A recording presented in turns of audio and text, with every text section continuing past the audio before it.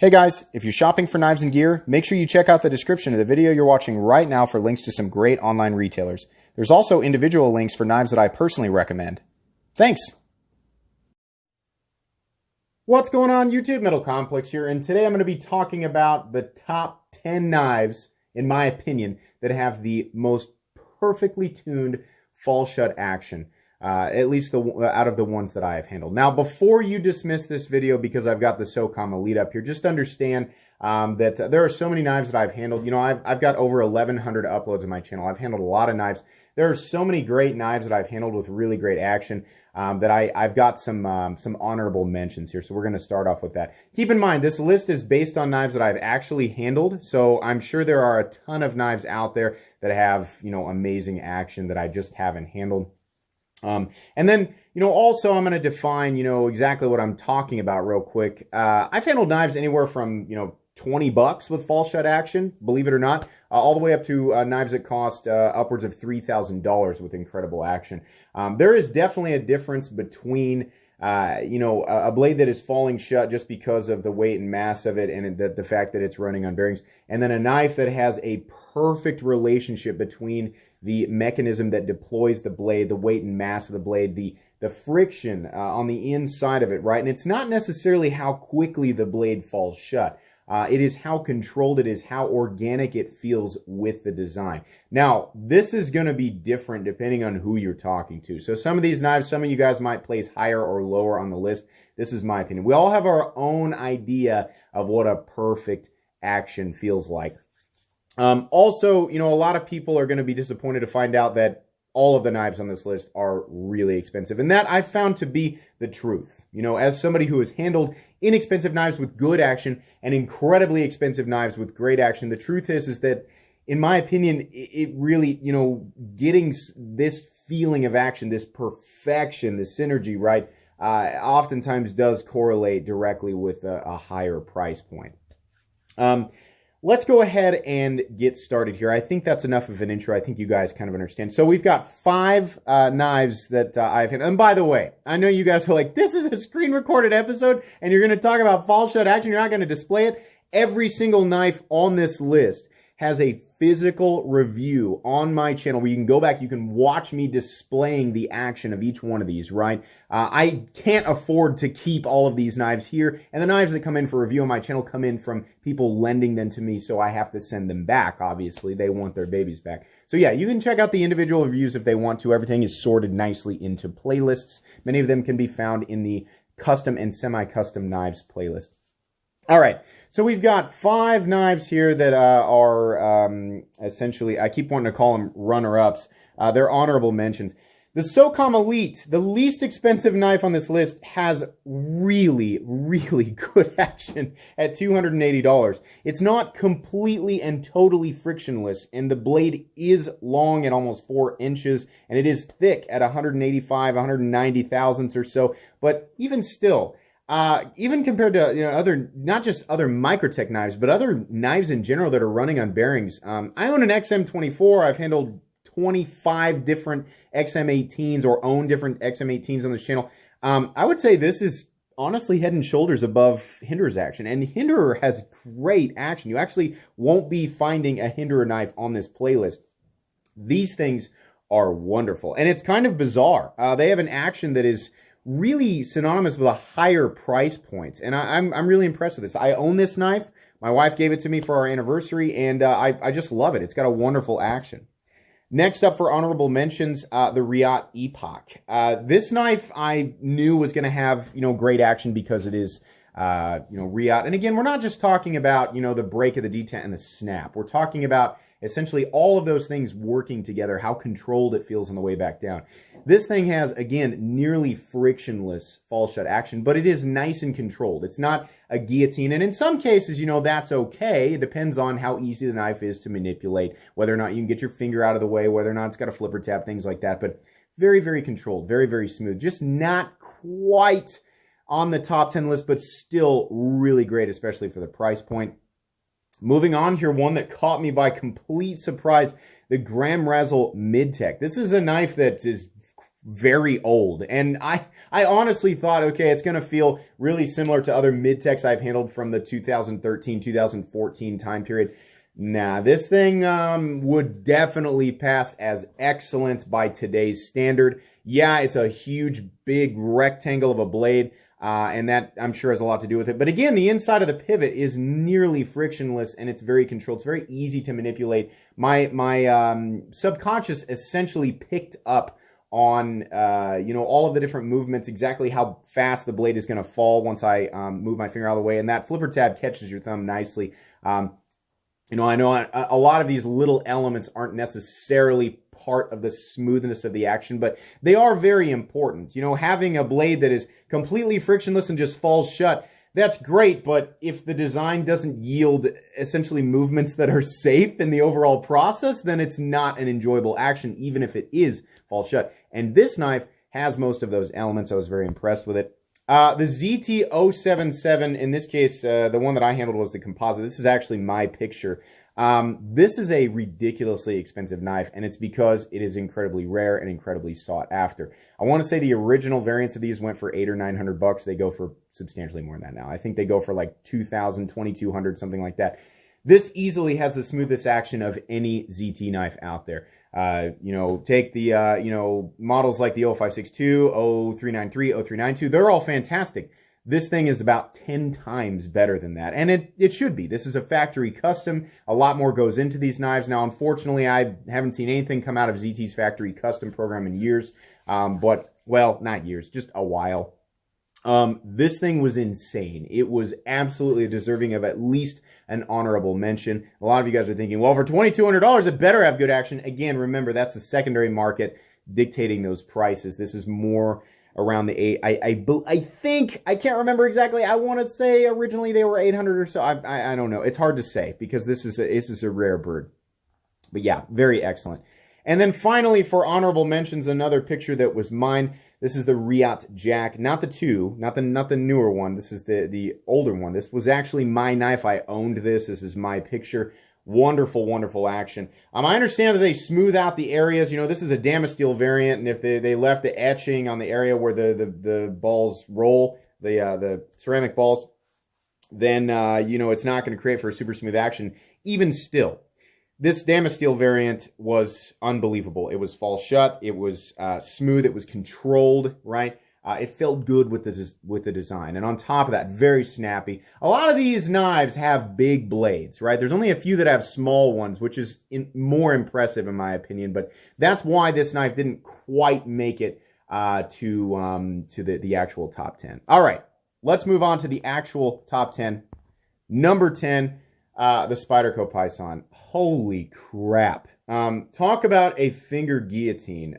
If you do not get your fingers out of the way of this knife, and guys, for anybody who's still here watching, this fall shut action thing, I'll timestamp this for anybody who comments down below and is like, you don't need fall shut action. Yeah, I know. Nobody needs fall shut action. Yeah, it's nice to have a reliable deployment in your knife. It's nice to have a smooth and convenient deployment, one that you can depend on every single time. But for the most part, these above and beyond actions are a complete and total luxury.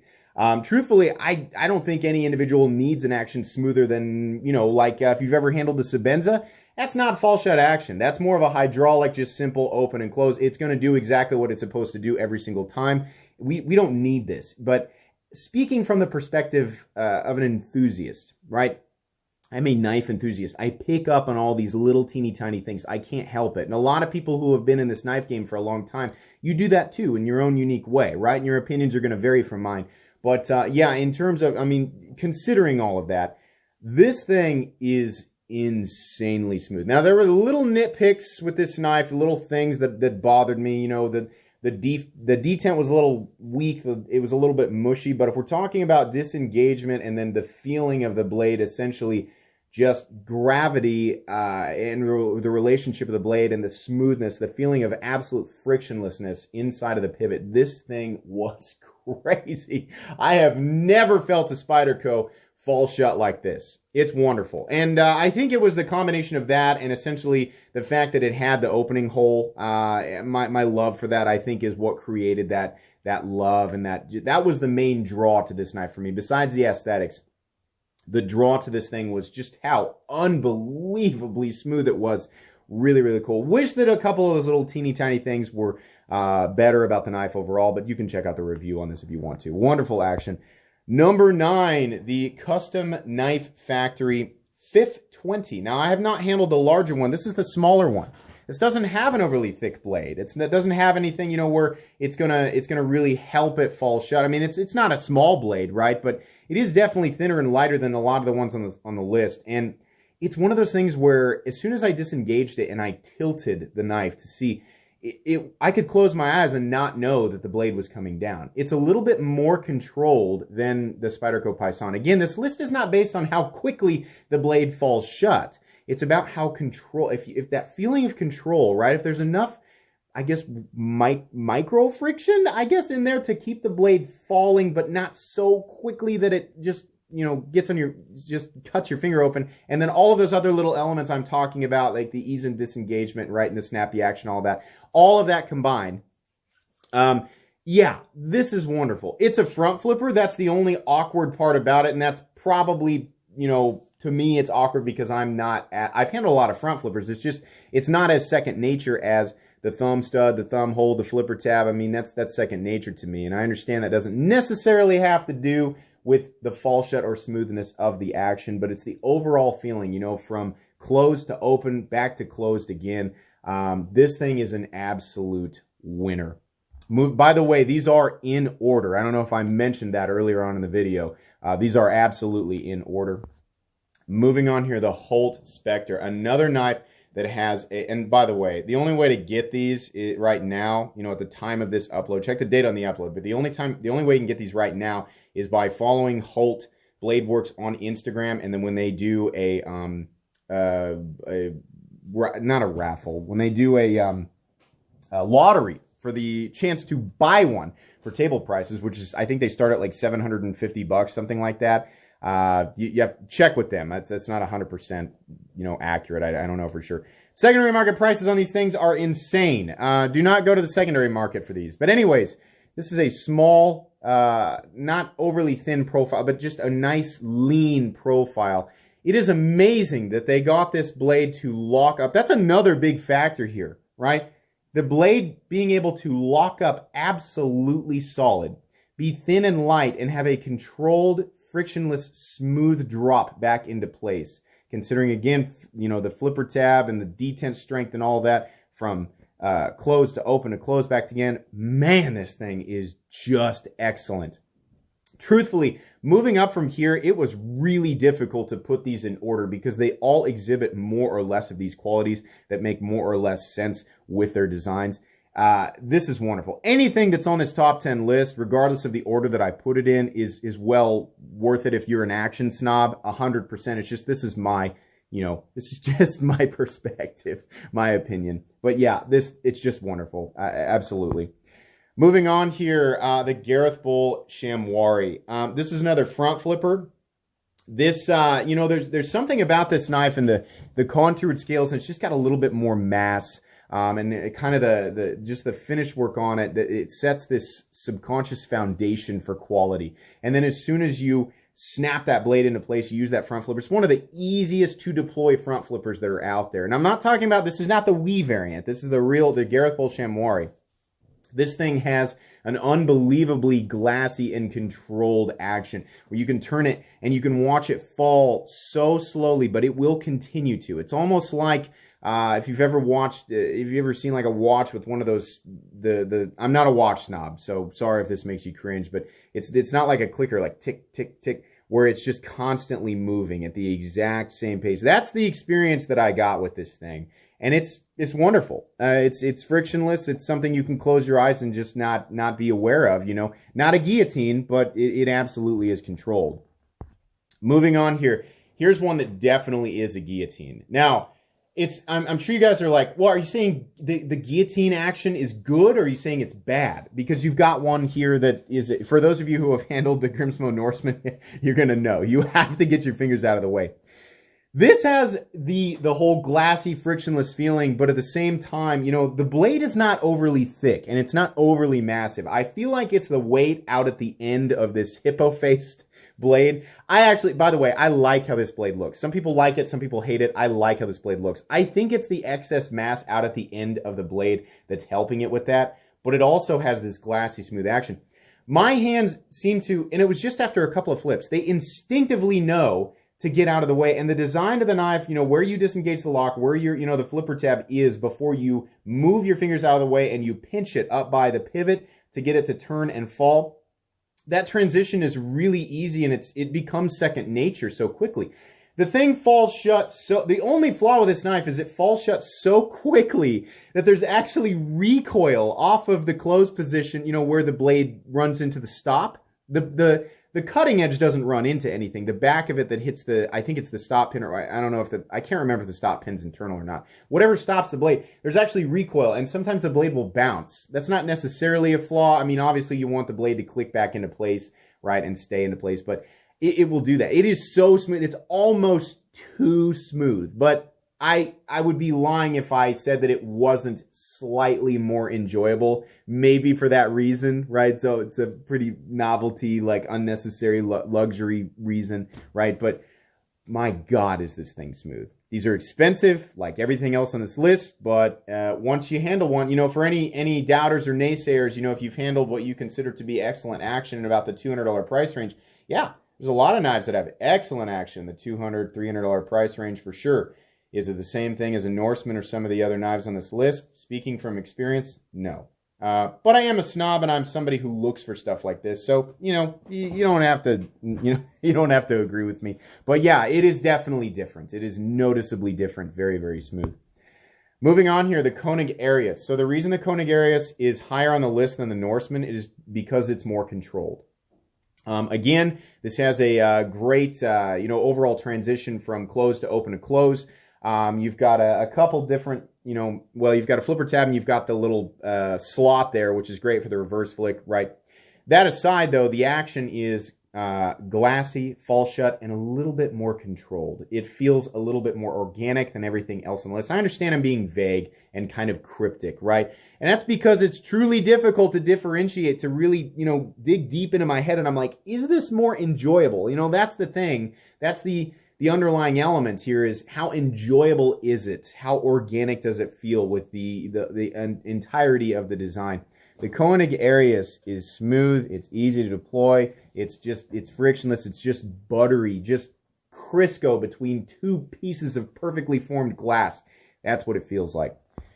Moving on here, the Spyderco F95. In this case, the one I handled was a T. This is a design that has remained largely the same for a very long time.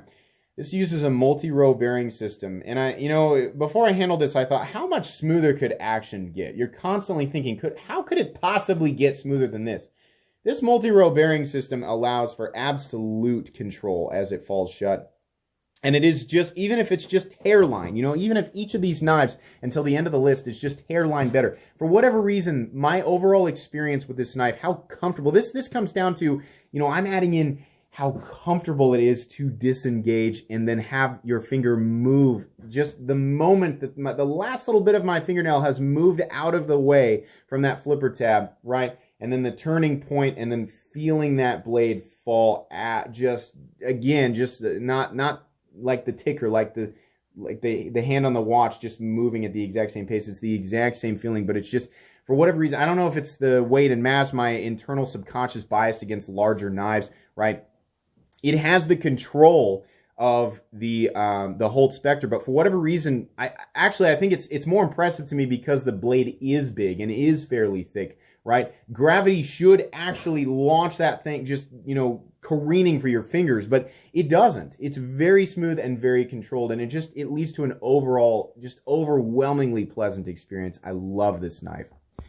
Moving on here, far and away the most expensive knife on the list, and this one is definitely also a guillotine. It does not bounce. This is, by the way, this is the Todd Bagatti, not the Bodega. This is the Bagatti, and yeah, it's one of the. It was one of the earliest videos on my channel. My local buddy owns this knife, and you guys will see it return to the channel one day, just, you know, to look at it. But this thing is insane. It is the biggest, heaviest blade that is on this list, but that is not the reason that it is so fall shut. It's falls shut because of the incredible amount of work that goes into the internals, and honestly, just the knife as a whole. It's unbelievable. The overall quality of this thing is just crazy, and I think because of how smooth and contoured and thick everything is, I have so much room, so much comfort getting my thumb in there for disengagement, right? And again, it's kind of like the Norseman. After like 1 or 2 flips, you're like, I get this, right? You know, I mean, hopefully, you know to get your fingers out of the way the first time. That's ideal, right?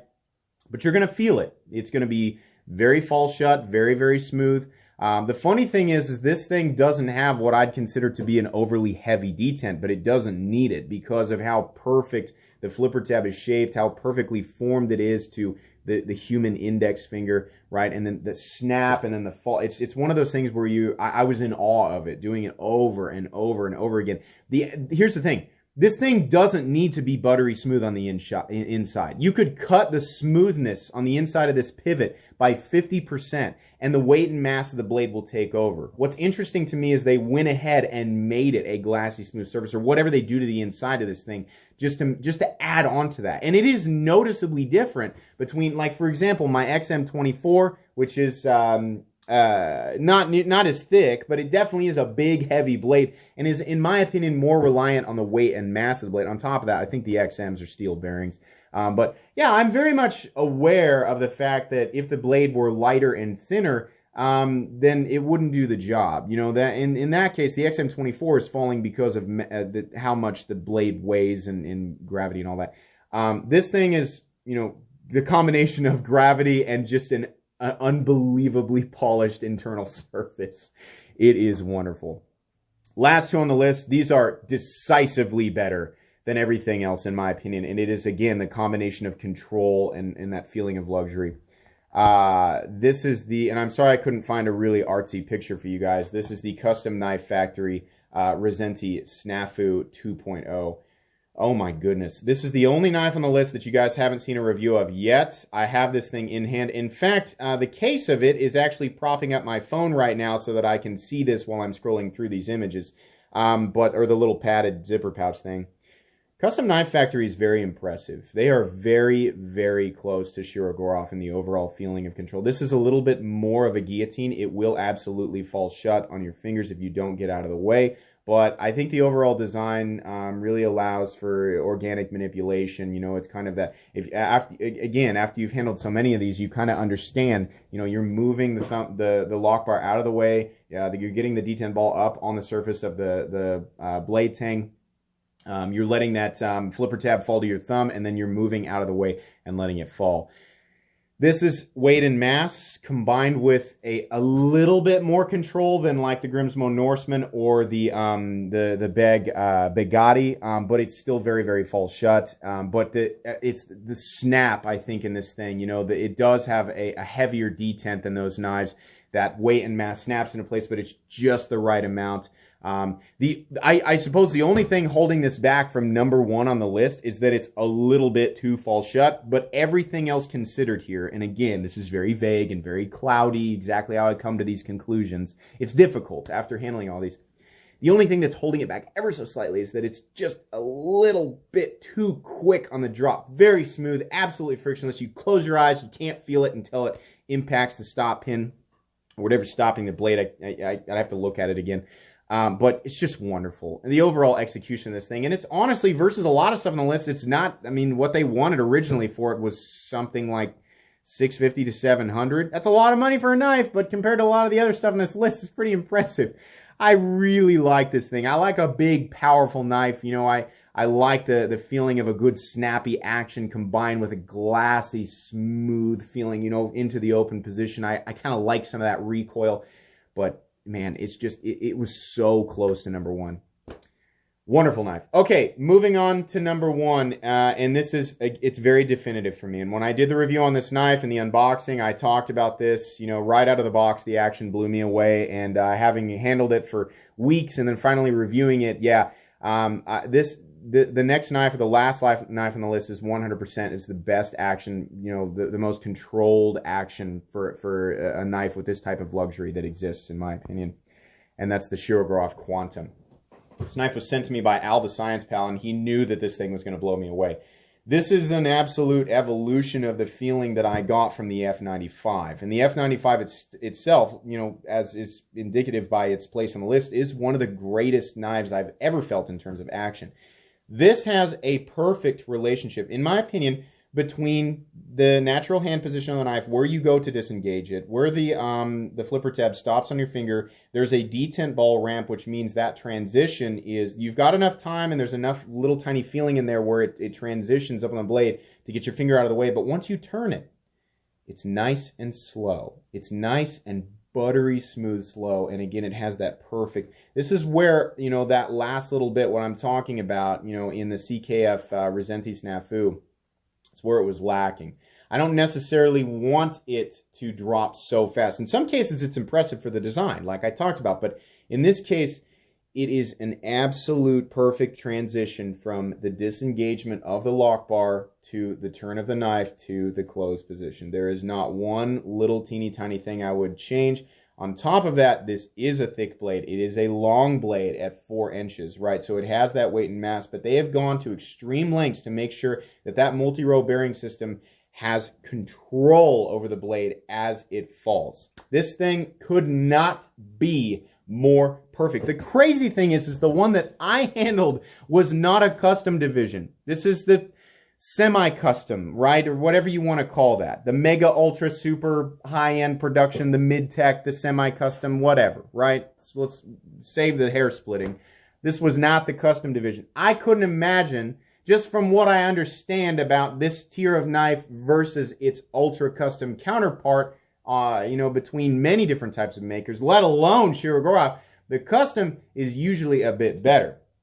Speaking from experience with Todd Begg knives, right? Their field grade bodegas versus their custom line. I've handled the Osteo, the Mandera, the Bagatti, right? Yeah, they're better. So if I'm to assume that the action would be even better, I don't know that I could comprehend it. I would be like, you know, peering into another dimension. Oh, I made a joke there because the word quantum, I don't know what I'm talking about.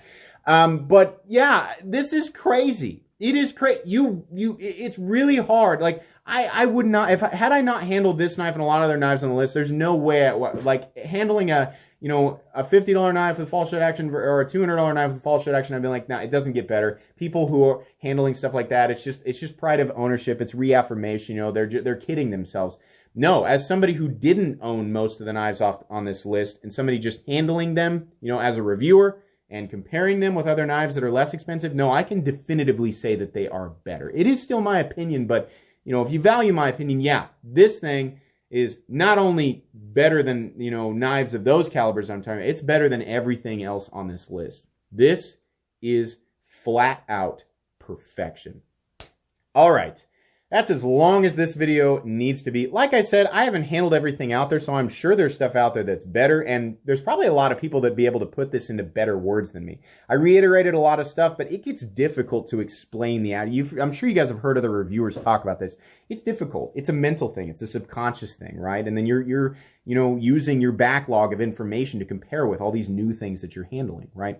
And then your own knife biases come into play. So that's absolutely a part of this list. So keep that all in mind. But that's going to be pretty much it for today, guys. If you were at least mildly entertained by this video, please leave a like. If you'd like to check out my other content, I do, of course, have lots of videos of knives that are either expensive or inexpensive that I do or don't like. So check those out. And if you enjoy all my content, go ahead and click on that Metal Complex logo right there and subscribe because there's definitely more coming. Thanks again for watching, everybody, and have a great day.